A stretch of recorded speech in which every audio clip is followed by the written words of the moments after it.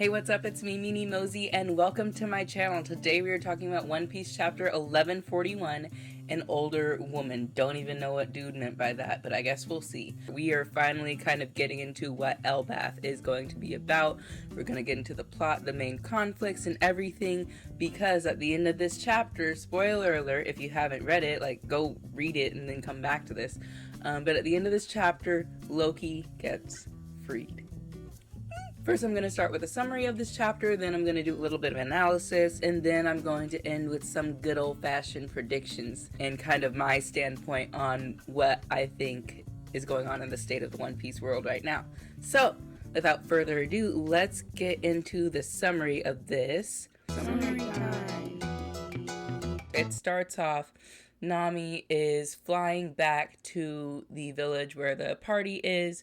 She's kind of upset that there wasn't any treasure there. She and Roto are taking homeboys who guarded the castle back with them and everything. They are hardly conscious. They're gonna be alright. Nami just wants her treasure and she's a little bit upset about that. We flash to Frankie and Ripley. Frankie is learning more about the history of the Atom Tree that the Sunny was built from and kind of getting a general gist of like the structure of the Elbaf world.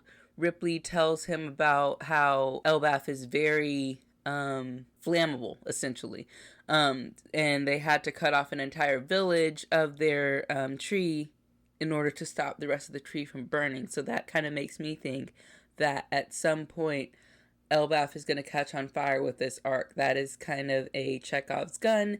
In this situation, you don't mention that Elbaf is susceptible to flame without having it catch on fire, either in this arc or in the future somehow. Moving on, we get back to the village where the party is happening. Usopp is completely wasted. He's asking Jaro what his type of woman is, really drunk person behavior. Jaro says, an older woman, to which Usopp points out like how you're literally the oldest dude alive. Makes me want to, like, brings up the question, like, who was Jarl in a relationship with someone before?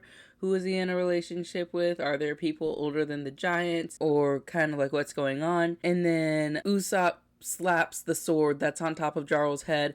Everybody's like, whoa, hey, whoa, don't do that. Then Nami points out that Usopp's just really happy to be on Elbaf. I kind of have some thoughts I'll talk about later, my kind of theories about that sword that's in his head, because obviously now it's like becoming more part of the plot instead of just a running gag. And then Usopp is drunk, so I'll be touching on that part a little bit also. Sanji is kind of suspicious. He's like, hey, where is everyone? Gerd is tending to the wounds of the guards. She's kind of interrogating Roto, kind of like, where were these people? Where did the wounds come from? Why are you up in the castle?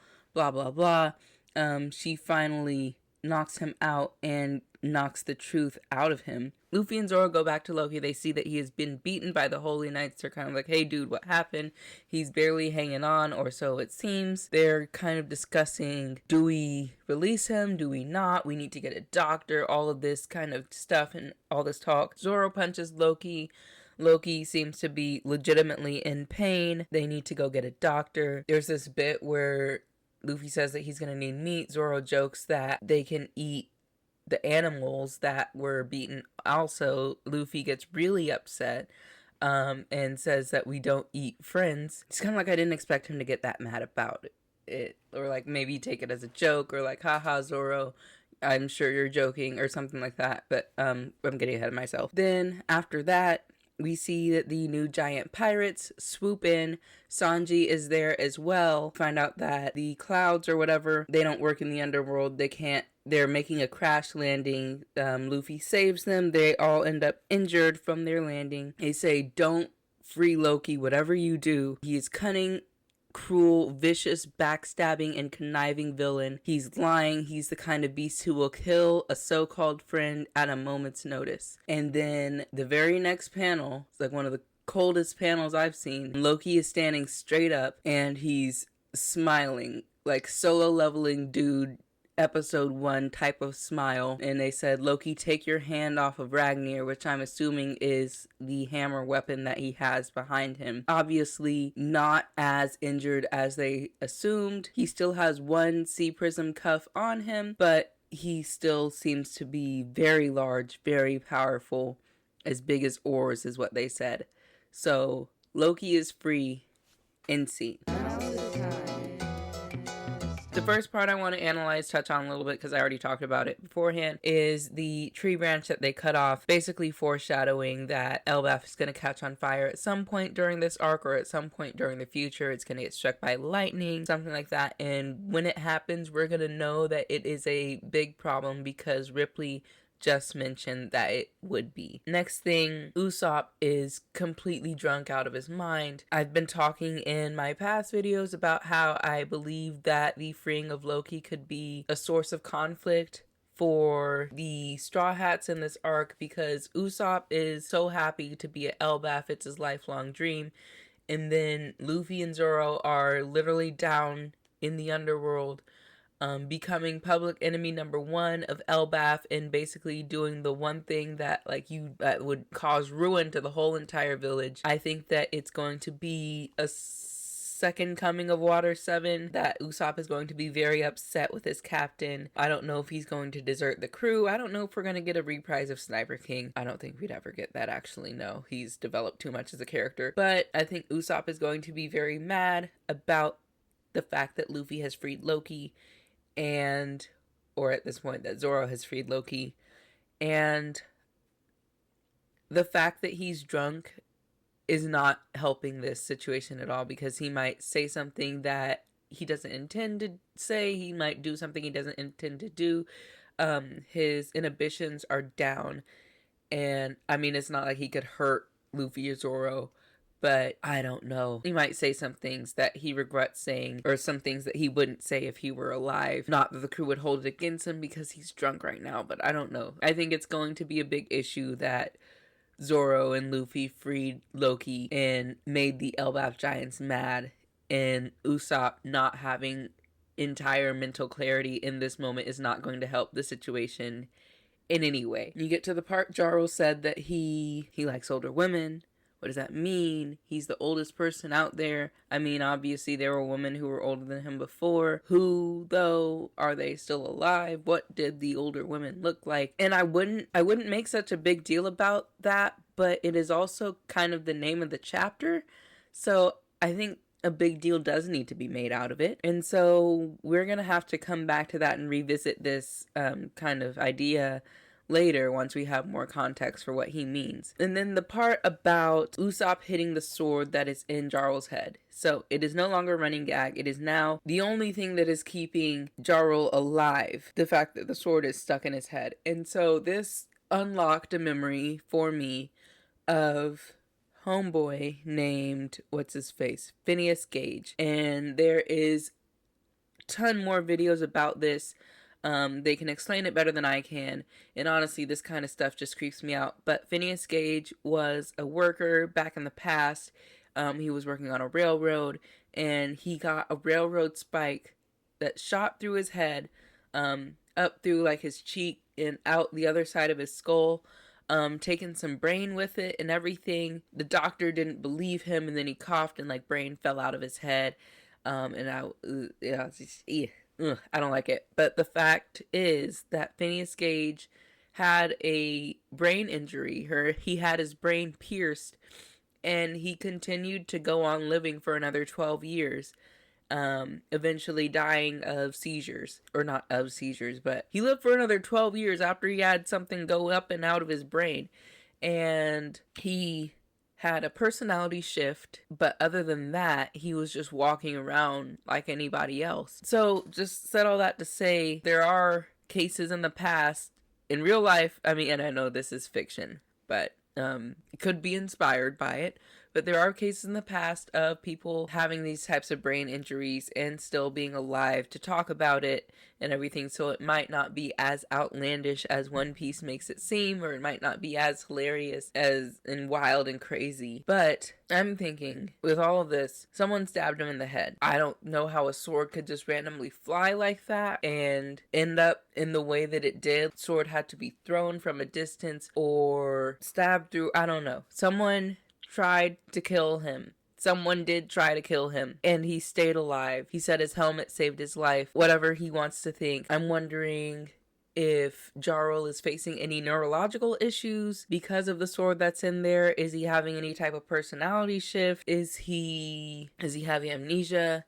or anything? The brain is a very weird thing, even within fiction, and he can, like, it's very plausible that he has a sword going out the other side and can still retain consciousness. They're not taking the sword out because they believe that it is going to cause a lot of blood loss and everything. Jarl is obviously jarred by the slapping of the sword, and so I'm wondering if, like Phineas Gage, if he is conscious for now, but the sword's presence in his brain is somewhat indicative of a time bomb. If he's going to die at some point within this arc, if that sword's going to be unsheathed from his head, if we're going to find out who put the sword there, all kinds of different things like that. Also, potentially, is Loki going to get up to Elbaf proper and see the sword in Jarl's head and be shocked that he's still alive and try to kill him? Is Jarl going to be found dead without a sword in his head and they're gonna think, oh my gosh, it must have been Loki? That is something that might potentially happen in the future. We don't know. We get to the point about the freeing of Loki and how all that went down. The way that this went, they find him,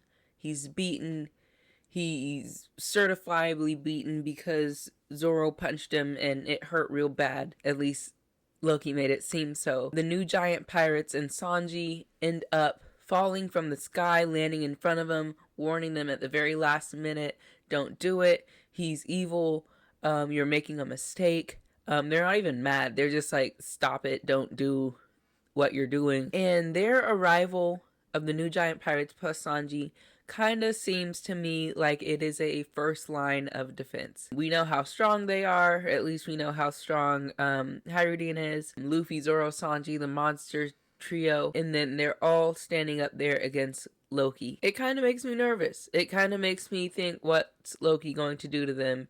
And then once we have this group incapacitated, what then is he going to do to the rest of Elbaf? I don't like that they're all in the same place at once. I think that's going to be a big problem, because after that you have the library where Robin and Chopper are, you have the rest of the crew kind of without their strongest fighters, and then Loki is just running free around Elbaf. Hyrule has a warning about Loki. He's talking about him since they were kids. He says you can't trust him. He is a cunning, cruel, vicious, backstabbing, and conniving villain. We've known Loki since we were children.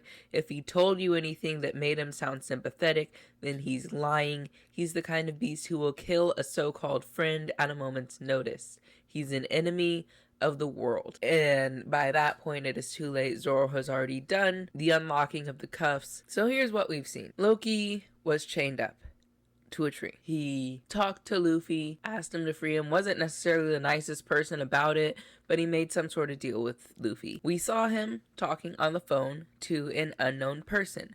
The person, he was encouraging them on the phone.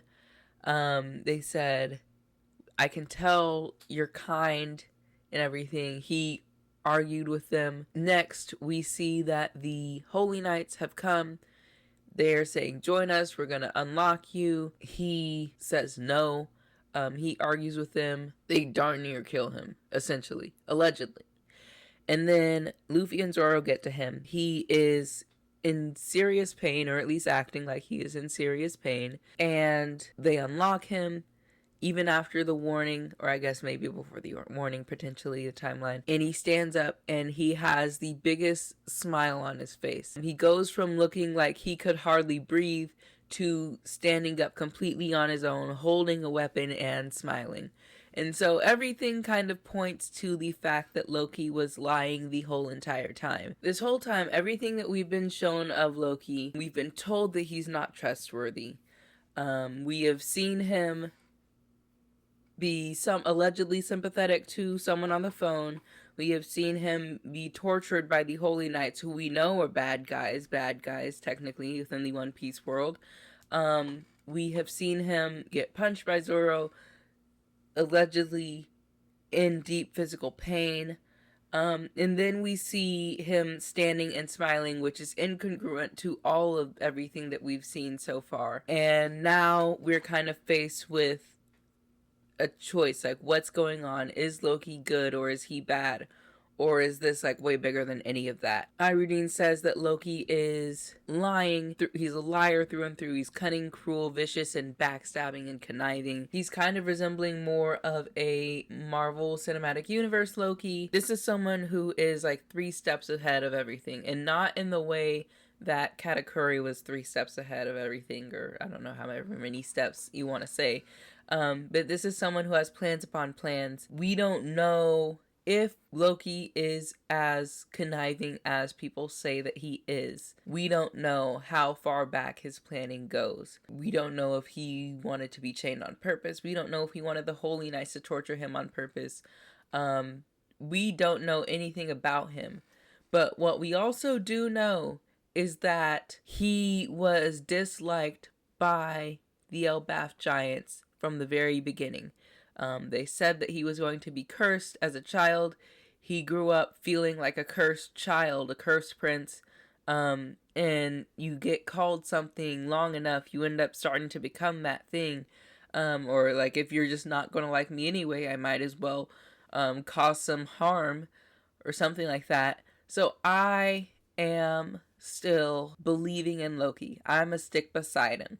I think that he's going to end up helping the Straw Hat crew. I think that he's going to end up saving Elbaf. I don't know how. Saving the Elbaf kids or something. I don't know if he's actually against the Holy Knights. I don't know if he was planning to be freed by Luffy specifically. I don't know anything, but I am not ready to give up on him just because he stood up and he's being really creepy right now. I just think that it was unfair how he was treated as a child. I think it's very shady what King Harold was doing. And there's also still the mystery of what happened between him and Lola. He proposed to her almost at first sight. Was that a lie too? Did Lola see through it and dodge that bullet? I don't know. But what kind of Loki loyalist would I be if I gave up right now the first sign of nefariousness, foolishness, tomfoolery from this dude? I think he's gonna be okay. I think he's going to do good, capital G good, within the story. And I'm gonna stick by that. If he destroys Elbaf, I'm sure there's going to be a good reason for it. That sounds insane, but here we are. Predictions for what's gonna go on within the next chapter. I think we're gonna go back to the library and kind of see some things that happen within the library. I think the Holy Knights are going to get started on their plot to kidnap the children, and I think that all of the people who are with Loki right now are going to get got in a major way, get incapacitated, so that the Holy Knights can succeed in their plan. Because let's face it, if Luffy, Zoro, and Sanji were conscious, I don't think the Holy Knights would ever succeed. That is something that Oda has been doing since the beginning, is incapacitating the strongest characters in order to let the plot progress, and then having them come back when we need them most, unlike the Avatar. Alright, exciting chapter, exciting stuff coming up ahead. I'm pumped up to see what's gonna happen now that Loki's free. It seems like everything's kind of been leading up to this moment, so now we're gonna really get into the story. If you like this video, like the video, please, and leave a comment. Say Loki for president if you made it this far, just to let me know. And also, commenting and engaging with the video helps it to get out to more One Piece fans, which I know is something that we all want. Please consider subscribing. It's on sale today. It's actually free right now. So go ahead and subscribe and hit that notification bell so that you know whenever I make a post. And yeah, I will catch you guys next time with the next chapter review. And remember that Jesus loves you more than Nami loves treasure. All right, bye.